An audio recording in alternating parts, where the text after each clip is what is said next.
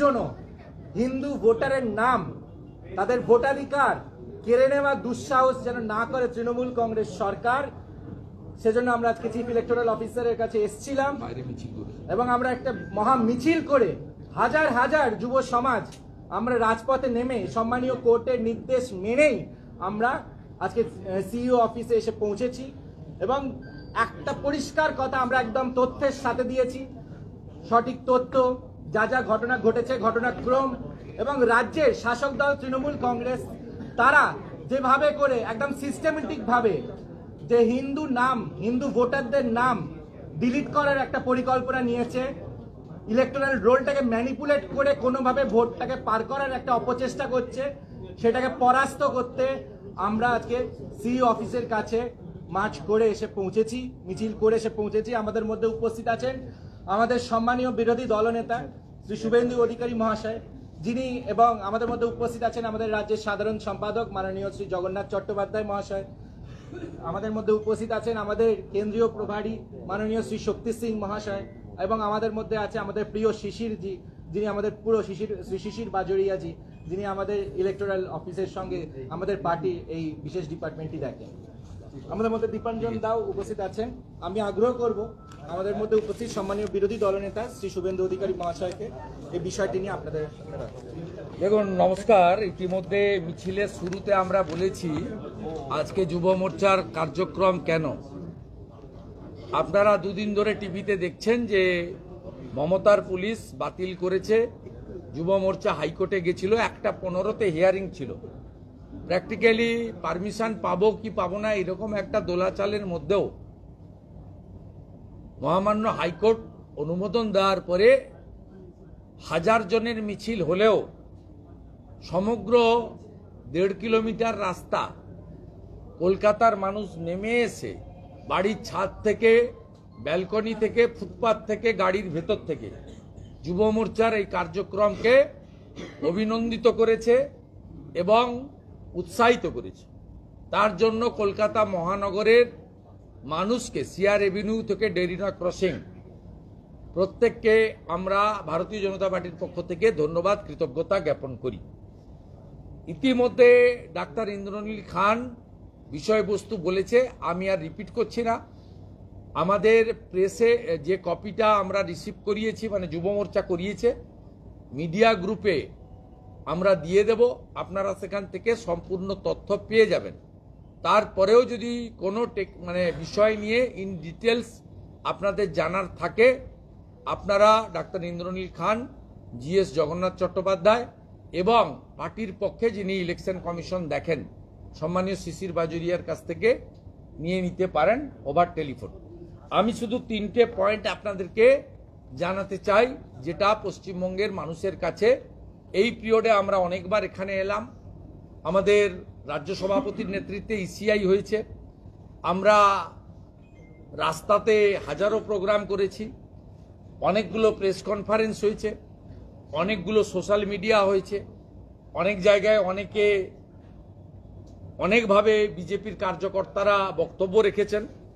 আমি 3টে যে পয়েন্ট এখনো আনটাচড আছে সেটা আমি আপনাদের মাধ্যমে বাংলার জনগণকে বলছি। সেফ ডেমোক্রেসি এক হচ্ছে, পশ্চিমবাংলায় 2025-এর 5ই জানুয়ারি যে ভোটার লিস্ট বেরিয়েছে তাতে গড় বৃদ্ধি হচ্ছে 8.69%।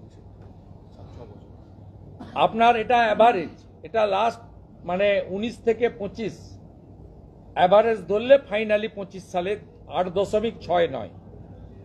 এখানে আপনি যদি দেখেন এই 8.69-এর বাইরে 18%, 20% পর্যন্ত অ্যাবনর্মাল ভোটার বেড়েছে। সেটা হচ্ছে 136টা বিধানসভায়, যার মধ্যে 82টা বিধানসভা মুসলিম বহুল এবং এগুলো অধিকাংশই বাংলাদেশ বর্ডার সন্নিহিত জেলা, দক্ষিণ 24 পরগনা, উত্তর 24 পরগনা থেকে কোচবিহার পর্যন্ত।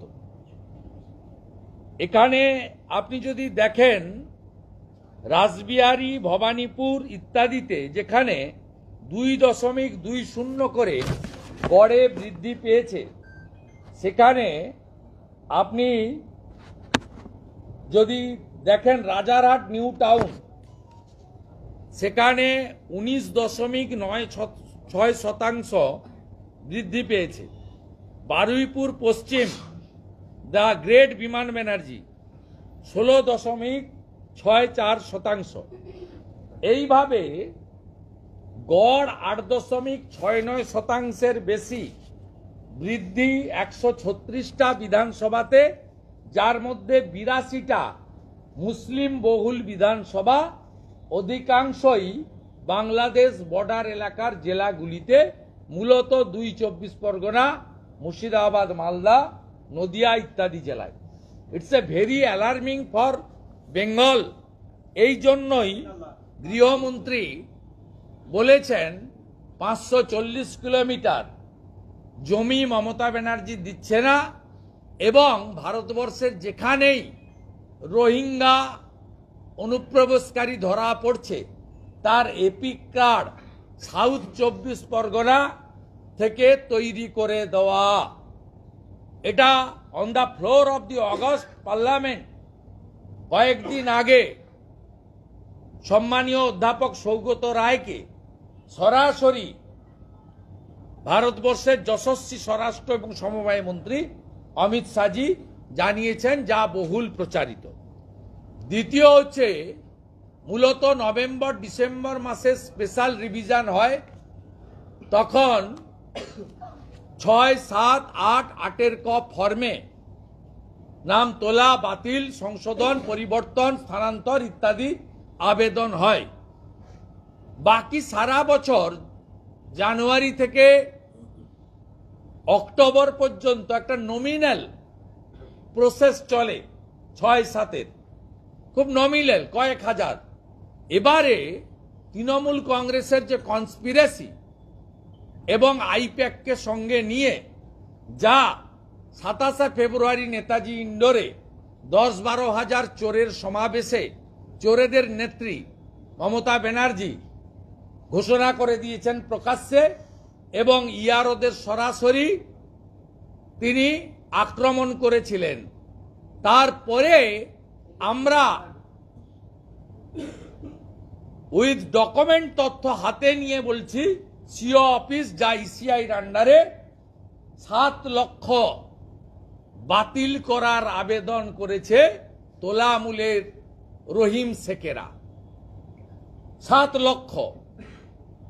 এবং আমি দায়িত্ব নিয়ে বলতে পারি এর 6,90,000ই হিন্দু ভোটার, মূলত নমশূদ্র, মতুয়া এবং বাংলাদেশ থেকে প্রাণ বাঁচানোর জন্য চলে আসা বাঙালি হিন্দু, এবং পশ্চিম বাংলায় 100 বছর, 50 বছর, 80 বছর থাকা হিন্দি স্পিকিং বাঙালি সংস্কৃতিতে এখানে বেড়ে ওঠা এবং এখানকার সঙ্গে আমাদের সঙ্গে সম্পৃক্ত হওয়া বাঙালি হিন্দি স্পিকিং ভোটারদের 14,000 বুথকে টার্গেট করে এই খেলাটা আপনারা খেলতে চেয়েছেন, caught and arrested by the BJP. একটা নামও কাটতে দেব না। আইপ্যাকের প্রতীক জৈন আর তোলাবাজ ভাইপো, সঙ্গে চোরেদের রানী মমতা ব্যানার্জি, শুনে রাখুন। তৃতীয় হচ্ছে, যে ভিডিওরা মমতা ব্যানার্জির 27 ফেব্রুয়ারির কথায় বা মনোজ পন্থের অবৈধ ভার্চুয়াল ডাইরেকশন মেনে এপিক এবং ভোটার লিস্ট নিয়ে প্রোঅ্যাক্টিভ হয়েছিলেন, তাদের কয়েকজনকে ইসিআইয়ের নির্দেশে সিও শোকজ করেছে। আবার স্মরণ করিয়ে দিই, অন্ধ্রপ্রদেশে জগনবাবুর সেবা করতে গিয়ে 3 জন ডিএম সাসপেন্ডেড হয়েছে, এখনো সাসপেনশন ওঠেনি, কেরিয়ার খতম। এই ভিডিওদেরও কিন্তু কেরিয়ার খতম হবে। ভিডিও দিয়ে শুরু হবে পূর্ণেন্দু মাঝি, বিধান রায়, এই চটি চাটা ডিএমদের কাছে গিয়ে শেষ হবে, এটাও কিন্তু আমি বলে রাখলাম। মুখ্যমন্ত্রীকে নিয়ে একটা প্রশ্ন আছে। মুখ্যমন্ত্রী বলেছেন ওষুধের দাম বৃদ্ধি নিয়ে কেন্দ্রকে তো 748টি নিত্য প্রয়োজনীয় ওষুধের দাম বৃদ্ধি, স্বাস্থ্য বীমাতে জিএসটি নিয়ে উদ্বেগ। পশ্চিমবঙ্গে 10 কোটি লোক স্বাস্থ্য সাথীর পায় বলে উনি দাবি করেন। পশ্চিমবঙ্গে কাউকে 1 টাকাতেও ওষুধ কিনতে হয় না, চিকিৎসা নিতে হয় না। তা উনার উদ্বেগের কি আছে? যেখানে 10 কোটি মানুষকে উনি বলছেন আমার হসপিটালে বাংলাদেশ থেকে লোক এসে চিকিৎসা করায়, আমি মানবিক কি তাড়িয়ে দেব? বিহার, ঝাড়খণ্ড, উড়িষ্যা থেকেও নাকি সবাই এসে উনার চিকিৎসা নেন, উনার বিনা পয়সায় ওষুধ নেন। তাই উনার তো ভাবার কোনো দরকার নেই। বলছেন জুমলা পার্টির ধর্ম মানি না, রামকৃষ্ণ বিবেকানন্দের ধর্ম মানি। জুমলা পার্টিটা কে? 2,33,27,000 ভোট যারা পেয়েছে সেই বিজেপি, তারাই জুমলা পার্টি? তাহলে 2,33,27,000 মানুষ যারা মূলত হিন্দু এবং আদিবাসী সমাজের, তাদেরকে আপনি অপমান করে বলছেন আপনাদের ধর্ম মানেন না। এই 2,33,27,000 লোককে বলবো আর 65 লাখ ভোট বাড়িয়ে 3 কোটি ভোটার করুন। আমাদের ধর্ম গন্ধা ধর্ম, আমরা জুমলা পার্টি। এই অপমানটা শুধু পশ্চিমবঙ্গ বিজেপির সভাপতি, বিরোধী দলনেতা, সাংসদ, বিধায়কদের নয়, এই অপমানটা সরাসরি পশ্চিমবাংলার 2,33,27,000 ভোটার যারা 9 মাস আগে লোকসভা নির্বাচনে পদ্মফুলে ভোট দিয়েছেন, তাদেরকে অপমান করেছেন এই রাজ্যের মুখ্যমন্ত্রী।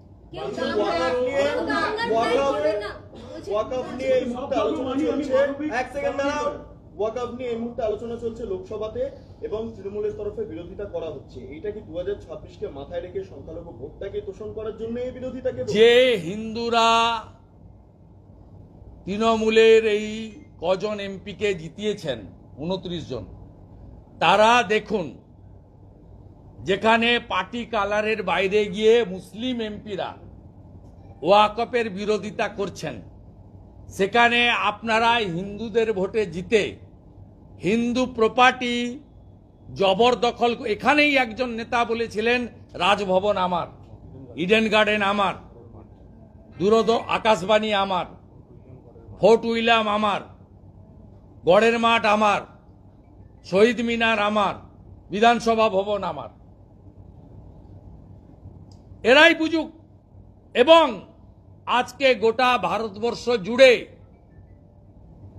সংখ্যালঘুরাই, বিশেষ করে মহিলারা, তারা মোদিজিকে ধন্যবাদ জ্ঞাপন করছেন।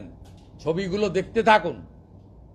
আমাদের কলকাতাতেও একটু আগে হাজরাতে মুসলিম ভাই বোনেরা ওয়াকফ দুর্নীতির বিরুদ্ধে এই ওয়াকফ বিলকে স্বাগত জানিয়ে, যেহেতু পশ্চিমবাংলায় কলকাতার ওয়াকফ প্রপার্টি জাভেদ খানরা মেরে খাচ্ছে, তাই মিষ্টি বিতরণ করছিলেন। সেখান থেকে মনোজ বার্মা, মমতা পুলিশ তাদের তুলে নিয়ে লালবাজারে বন্দি করেছে। সেখানে মাইনরিটি মোর্চার রাজ্য সভাপতি চার্লস নন্দী সহ বিজেপির মাইনরিটি মোর্চার বহু সংখ্যালঘু মুসলিম কর্মীকে তুলে নিয়ে যাওয়া হয়েছে। ইলেকশন থেকে সবেতেই এখন রামবাম এক, এরকমটা বলছেন মুখ্যমন্ত্রী। ইলেকশন থেকে সবেতেই রামবাম, সে তো প্রমাণ হয়ে গেছে। সুজন চক্রবর্তী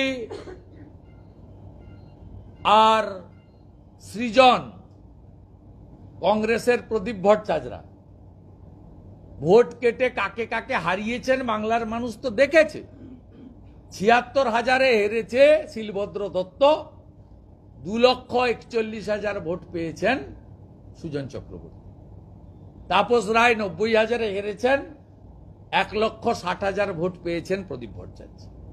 রানীমা 54,000-এ কৃষ্ণনগরে হেরেছেন, MS সাদি ভোট পেয়েছেন 1,82,000।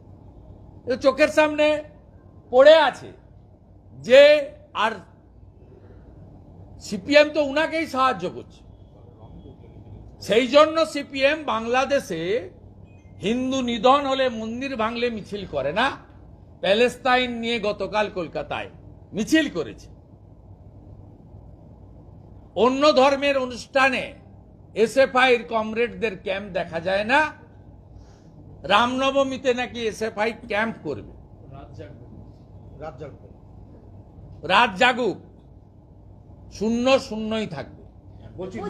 এবং আমার বিশ্বাস মাকুদের সঙ্গে যাওয়া হিন্দু ভোট নেতারা ছাড়া তার পরিবারের লোকই আমাদের ভোট দেবে। বলছে মনোজ আগরওয়াল নতুন সিও হলেন, এবারে কতটা কি আশা করছেন? আমরা আশা করব উনি আরি জাপ্তাব হবেন না। এই অফিসটা 6 বছর ধরে কাঁচড়া করে রেখেছিলেন আরি জাপ্তাব। এই আরি জাপ্তাব হবেন না আমরা আশা করব। আর ধন্যবাদ জানাবো যিনি সিলেকশন করেছেন অথরিটিকে, মমতা ব্যানার্জির কথা শুনে করেননি। আমি বক্তৃতাতেও বলেছি প্রথম 3টি নাম গেছিল, পারভেজ আহমেদ সিদ্দিকী, সঞ্জয় বনসাল, শরৎ দ্বিবেদী, rejected by the authority. Second senior 2টো নাম পাঠিয়েছিল, Anup Agarwal, Dushyant Nariyal, rejected by the appropriate authority. এবং প্রথা এবং নিয়ম মেনে দিল্লি থেকে সব এসিএস এর নাম চাওয়া হয়। এরা বাধ্য হয় মনোজ পন্থ সব এসিএস দের নাম পাঠাতে। সেই এসিএস দের নামের মধ্য থেকে তারা মনে করেছেন যেহেতু জুলাই 26 পর্যন্ত চাকরির মেয়াদ আছে, একজন সিনিয়র মোস্ট আইএস কে এখানে বসিয়েছেন।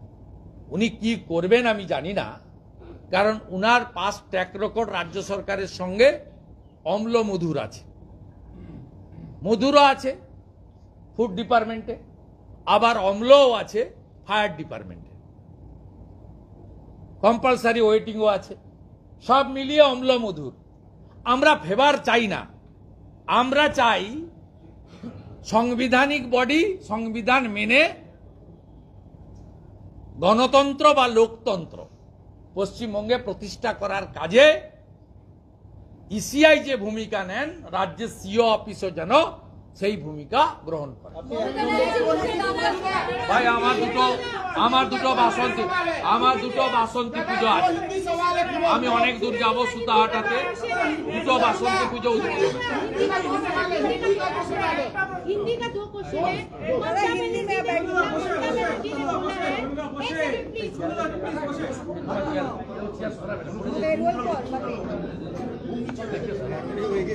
আমি দেখে বুঝছি,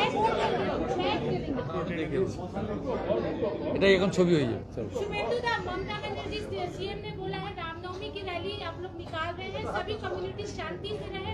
हम लोग दंगे means? जैसी- एक सेकंड, दंगे जैसी सिचुएशन ना हो, क्योंकि कृष्ण के कुछ नहीं होने वाला है, जनता पार्टी को नहीं। कुछ नहीं होने वाला है। उन्होंने जो पीसफुल कम्युनिटी ना, शांति का लड़का सब, जो मोथाबाड़ी में किया, बेलडांगा में किया, नौदा में किया, जो 23 का रामनवमी का जुलूस का ऊपर डालखोला, रिसड़ा, शिवपुर में किया था, वो लोग को थोड़ा संभाल के रखिए। हम लोग कुछ करने वाला नहीं है। हम हिंदू समाज ये सब काम नहीं करता है।